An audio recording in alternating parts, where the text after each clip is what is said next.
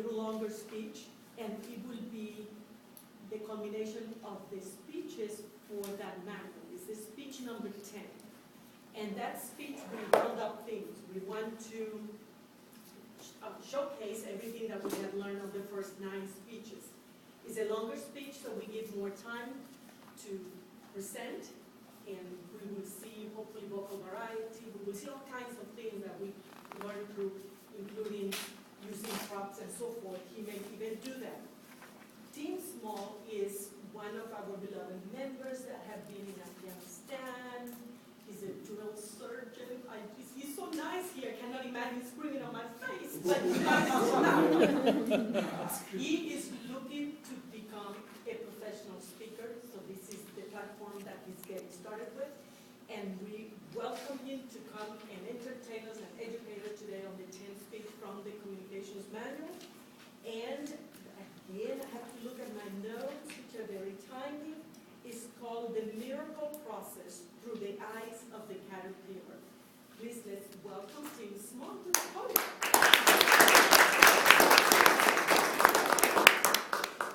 Thank you, Madam Toastmaster, fellow Toastmasters and guests. Don't be alarmed by the way I'm dressed. You know, it's just me, the drill sergeant. All right? Now, I'm going to go ahead and give a disclaimer right now. If I say anything that offends you, I'm not talking to you, I'm talking to the person next to you. Is that all right? All right. Now, I'm going to go ahead and take this off. Don't touch that.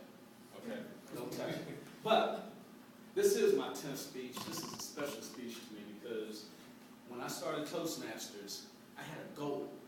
I had something that I wanted to accomplish. And I started that, as a matter of fact, a long time with our president, Laura. And both of us have grown through our time in Toastmasters. So this speech is called The Miracle Process Through the Eyes of the Caterpillar. How many of you think that you can predict your own future? Dr. Peter Drucker says that you can predict your own future by creating it. You must create it. So let's look at that process of creation. The miracle process. First, the miracle process starts with a worthy idea. See, many of us, we start with, this is the new year, right? And everybody's got these great ideas that, hey, I got to do this and I got to do that. And I'm going to make it happen. But none of that, and hopefully all your ideas come to fruition this year. Matter of fact, everybody look at the person beside you and say, you have greatness in you. Say it. You have greatness in you. Great people make great things happen. You understand? Great people make great things happen. So you start with that worthy idea. And Jim Rohn, one of my mentors, he's passed now, but he's one of my mentors, and he calls the miracle process, he calls having that worthy idea, creating nothing, something from nothing, he calls it the miracle process. But first you got to understand where that process starts. All right? If we're going to create something, we have to have, first that idea has to be so powerful that our subconscious sees it as being real. Now, picture this. I know this has happened to every one of us in this room. You're laying in your bed, it's like 10 o'clock at night, the lights are out, it's dark. Now, you live in a safe neighborhood, I'm sure, but you hear something downstairs. Clink, clank, whatever. Okay? And you're like, what was that? And you hear it again. And all of a sudden, your body has the symptoms of something's going on. You think your house is getting broken into. Your heart starts to race real fast. You get nervous. And you finally get enough nerve to get up out of the bed and go downstairs and check. And you find out it's just your screen door. No burglar. Nobody broke into your house. But your body had all the symptoms of somebody breaking into your house. Have y'all ever experienced that? We've all gone through that, right? When you have, the mind works the same way. When you have a powerful idea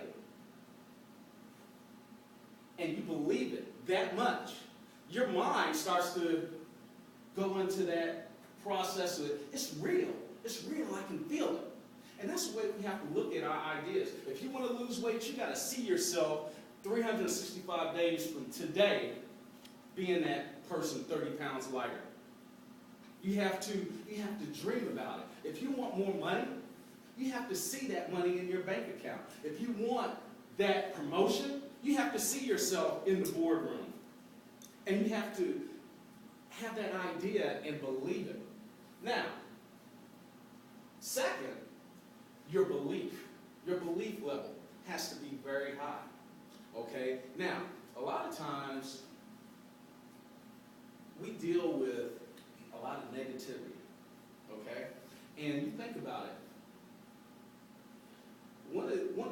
A powerful thing that one of my mentors said along the way was that sometimes, Tim, you have to live off of somebody else's beliefs in you until yours kicks in. Your beliefs are very important. You have to have that. It's got to be so strong, it's got to be powerful. And I know I keep saying the same thing over and over about ideas being powerful, beliefs being powerful, but understand something. When you want to make a significant change in your life, because change is powerful, but it's also difficult. It's very painful when it comes to change, isn't it? And what do we say? No pain, no gain, right? No pain, no gain. Imagine if you're a football player and they just give you the ball and let you run into the end zone. No defense on the field. Would we call that a touchdown? Would we? We wouldn't, right? Come on, y'all can participate. We wouldn't call that. We wouldn't cheer. We wouldn't do nothing. The balloons wouldn't go up. The rockets wouldn't start bursting in the air. No, because it's not a touchdown. It's not a touchdown until you got the 300-pounders in the defense ready to knock your head off sitting out onto the field. Because you have to work in order to get what you want.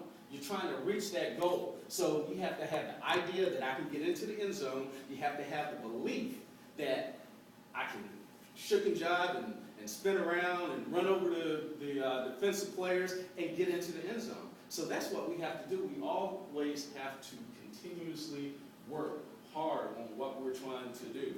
And New Year, please, you know what? I went to the gym today. I could not get a parking space. Pisses me off.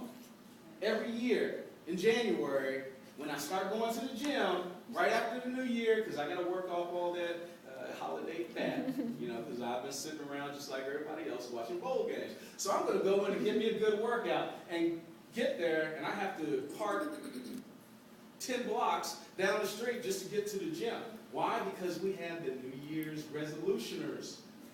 Those people that you can tell them too. They got the brand new spandex. They got some people might even forget and leave the tags on their shirt, whatever. But they're in there, they're working out. And they got the personal trainers and all that. And then by the end of February, I can park right up at the front.